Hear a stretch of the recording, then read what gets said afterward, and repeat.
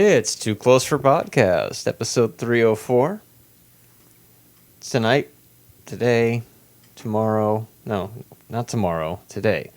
We are talking about episode 304, fourth episode from season 3. It originally aired October 21st, 1982.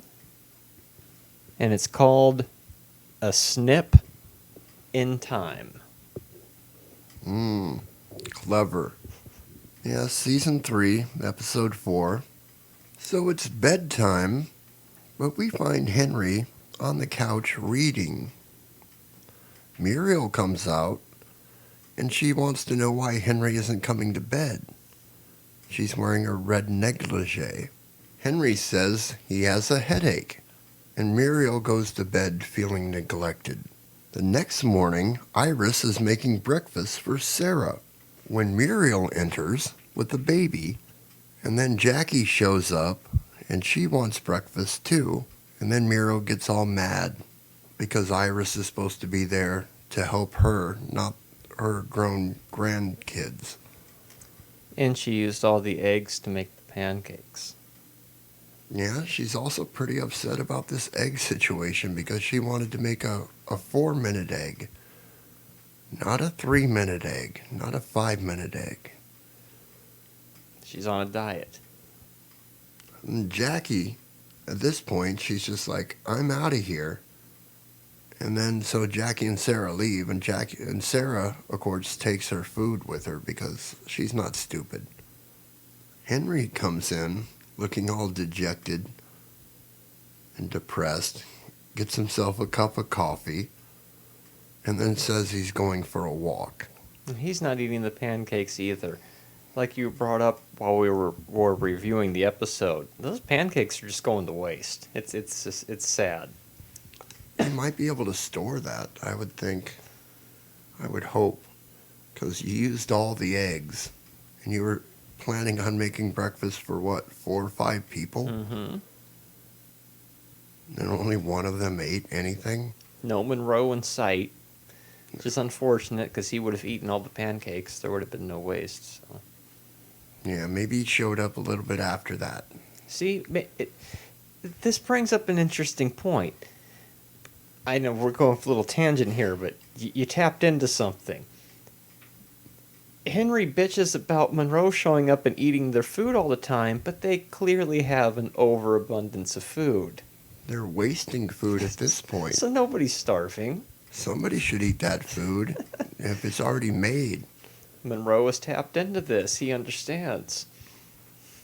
That's how he can eat it guilt-free, because he knows it's just going to go in the trash. Right? Anyways, back to the hot. So then Muriel starts talking to Iris about the fact that she has had no sex with Henry since the baby.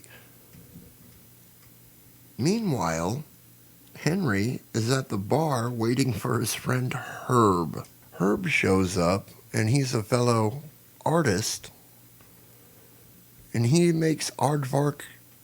What is it? Arnold the Aardvark.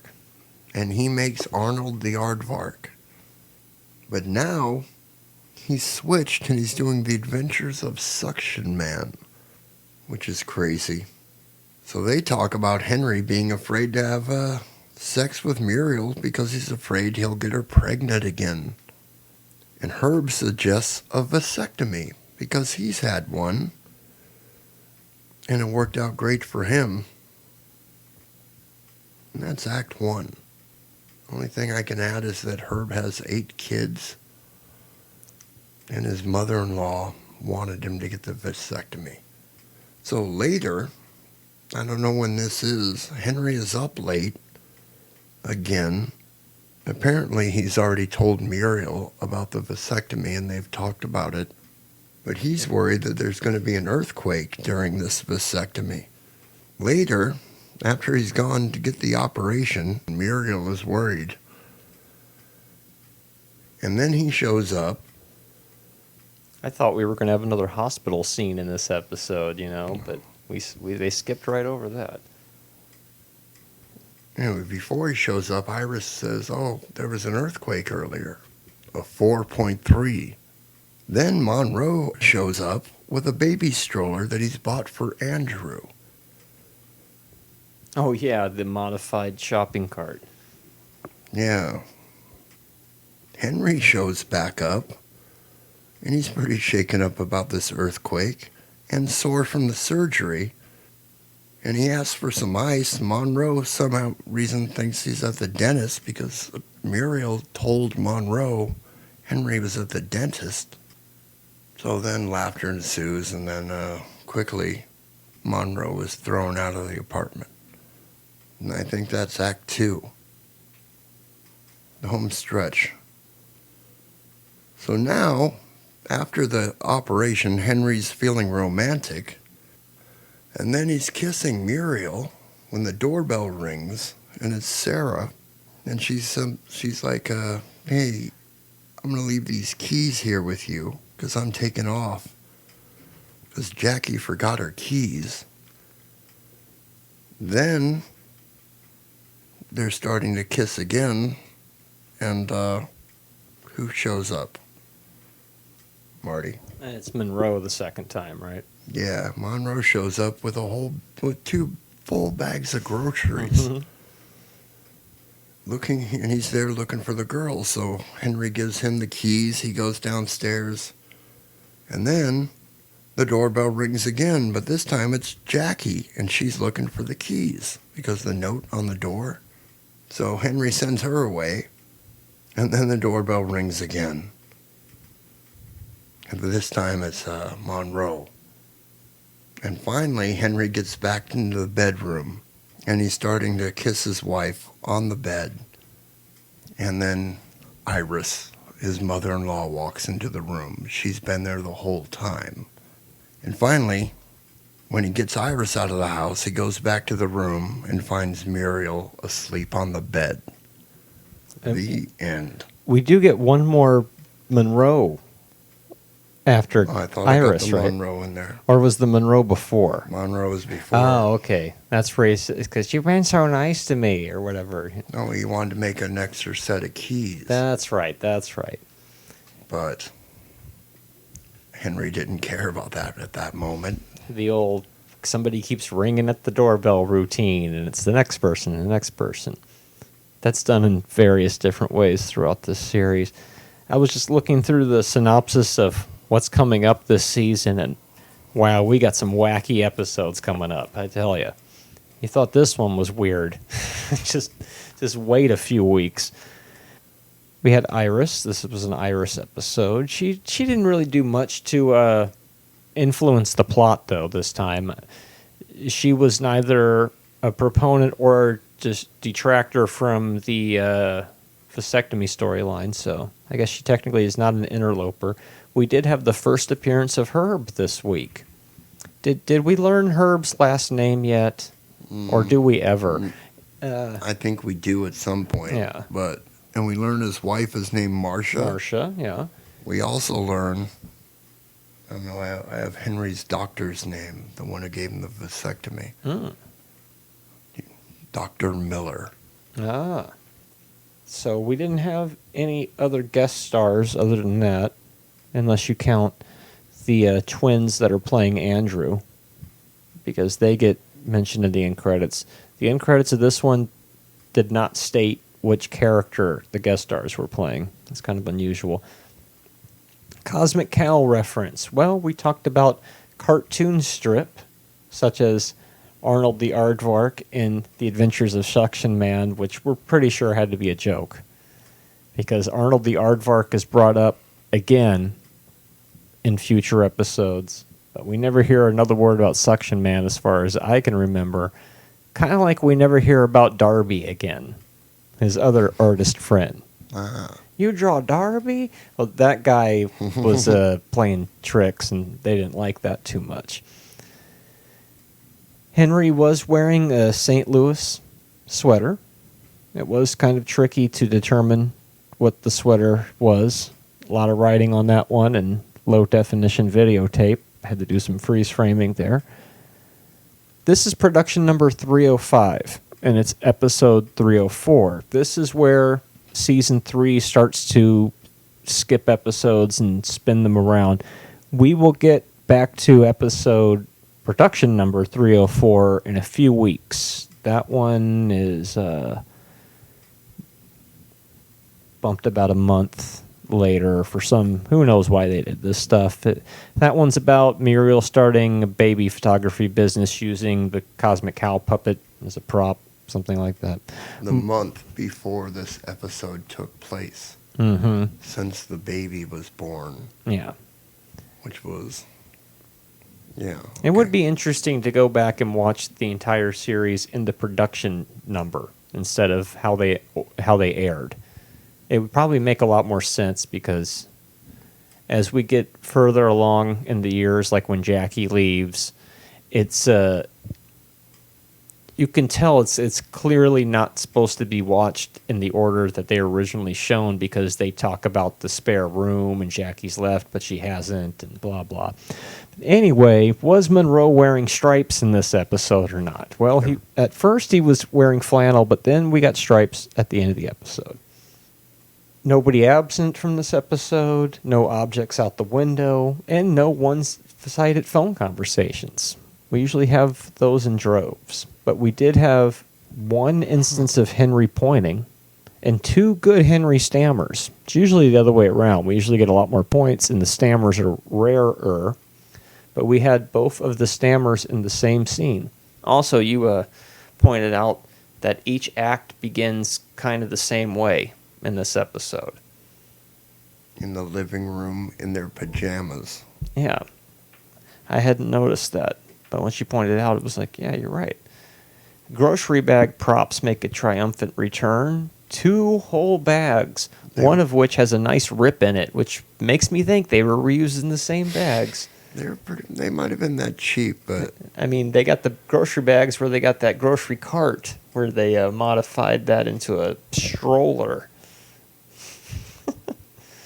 they were pretty full. There was a lot of food in there. Mm-hmm. Monroe was hooking them up. Yeah, Tim Monroe's bringing them food. Yeah, this show really is about food in many ways. You would almost think I would have made, eating in the breakfast in the kitchen a category, but, I'd click it every time. It'd be like Henry makes an interesting hand gesture. Right?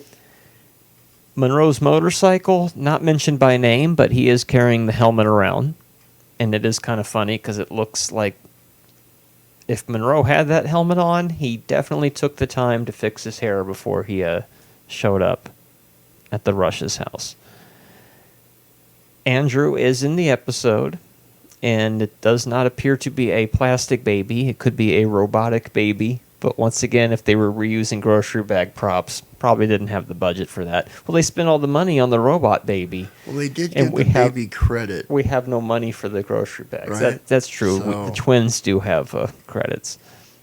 I need to learn their names. Because I'm pretty sure at some point somebody else plays Andrew. That's what we need to find out. Where are they now? Yeah, there's probably like a total of 5 or 6 different kids that played Andrew, I'd guess. Because as he gets older, they kept swapping out actors. Intro. What if we could get them all into one room? Telling every you. Andrew. Too close for Comfort Con. Now that's a panel. Intro variants. It was the classic Monroe in the chair. Music cues. We had the one note. That happened twice. I'm going to give this a 4 on a scale of 1 to 5. Wow. That's a pretty good one. A lot of the normal categories, nothing happened in this week. But nevertheless... What categories are we lacking this week? Well, there was no Muriel photography or Balabins or Muriel singing. There was nothing really subversive, no disheveled Henry hair, no talk of plastic surgery, no old-young relationship, and nobody talked about Huey. So none of that stuff. Okay. There also wasn't any freeze-frame transitions either. But most notably, no one-sided phone conversations. That one gets to me. That is surprising. It's very odd. That's almost like a character not being on the show. You could count those on probably one hand. Yeah. But nonetheless, a lot of bizarre, odd happenings in this episode. What kind of sandwich was that? Well, it was tomato and a roll. I don't think we ever found out what the main part of the sandwich was. There's the whole earthquake trope. That's unusual. There was a rare on-screen kiss between Henry and Muriel. Because we know they hated each other. We had that modified shopping cart that was supposed to be a baby stroller, but it came apart easier that way, is my guess. Once you said that, now I'm gonna watch it back, and that's all I'm gonna see. We'll make a meme out of that. Too close for memes. Wow, if I had a lot of time after each week we watch an episode, I'd go through it again and be like, that's a meme, that's a meme, that's a meme. Catch a bunch of freeze frames. And perhaps the strangest moment of the entire episode, we're playing statues. I used to play statues when I was a little kid. That was maybe the first game I ever played because it was free.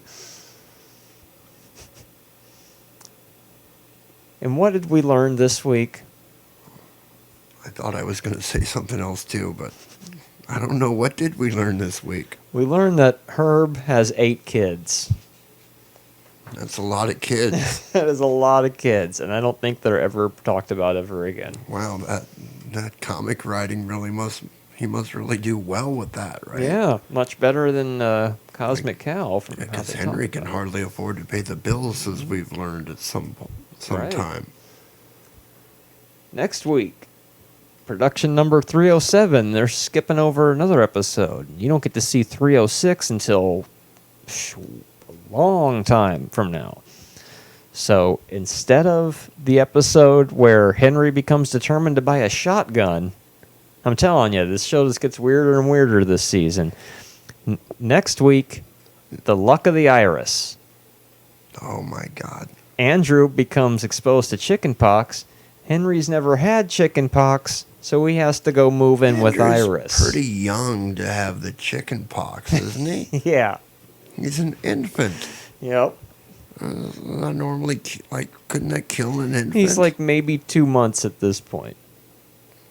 But yeah, then Henry has to move in. I don't know if we're skipping all the way ahead to 7. Who's how old he's going to maybe That's be true. Like 6, 8. Pretty young. Mm-hmm. And Henry has to move in with Iris, so you can imagine what happens. The hijinks that ensue. Why doesn't he just move back in with Monroe and his roommate? You get thrown out the window too much. I wouldn't sleep that close to the window. You can hear my show on Stitcher. Stitcher is radio on demand. Download the free app today. Listen anytime, anywhere. Create custom playlists. Rate and review my show on Stitcher. And over 4 million car dashboards. On demand and on the go. No downloading, no syncing, no wasted memory. Stream your favorite podcasts. Don't have Stitcher? Download it free today at Stitcher.com or in the App Store.